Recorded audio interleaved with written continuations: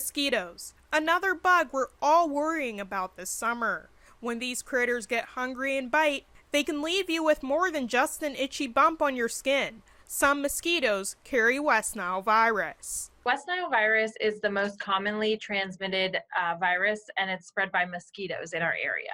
If you unfortunately contract West Nile, you may or may not know that you have it. A lot of people that would get West Nile virus don't show any kind of symptoms at all, but a few people are seeing flu-like symptoms. So it starts maybe with a fever, achy joints, just kind of fatigued, and just not feeling right. Normally in the summer and fall months. Instead, most people just realize they've been bitten when they feel and see an itchy bump on their skin.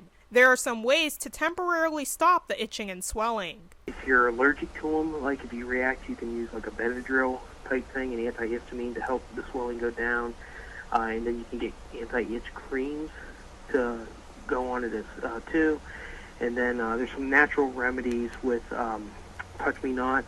You can make a paste out of that plant, and as long as you know what you're able to identify and put on that, and it not only relieves the itch and the pain from it, but it also is a natural repellent to the mosquitoes. But instead of having to treat mosquito bites, it's best to just avoid them as much as you can. Mosquitoes mostly come out later in the day when the weather is warmer, and especially at dusk. They can be found anywhere, but they mostly live in wooded areas. If you're out on the beach, you're probably not going to have to deal with mosquitoes a whole lot, but once you go into the woods, they're going to be in there in numbers. Mosquitoes reproduce quickly, so make sure that your home isn't a breeding ground for these pests. Standing water attracts them. You know, if your garbage cans are stored upside down and we have a rainstorm, it might collect in the the dips and the divots of that. Things like bird baths, your gutters, pots, and plants that might be out on your deck or your stairs, anything like that that has a little bit of water in it. It doesn't take a whole lot of water to attract those mosquitoes. That's where they lay their eggs, and then they would hatch from there. You can also do some landscaping to keep them away from around your home. Common things that people do is like lavender, lemongrass, citronella. So these are all things that we probably are familiar with the smells because they're in many of the repellents that we spray on ourselves or apply. The Erie County Department of Health is also working to repel mosquitoes to reduce the risk and spread of West Nile virus in our area.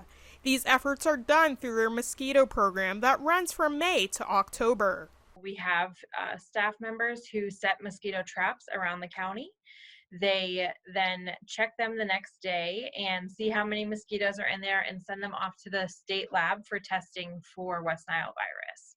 They're called gravid-water traps, so it's like a tote, and it has this really stinky, smelly water in it, and then it has a fan that just will take the mosquitoes when they land on the water, and it puts them right up into a net that catches them and allows us to send them away for testing. Adams tells us that so far we don't have any positive cases of West Nile virus in humans or mosquitoes this year.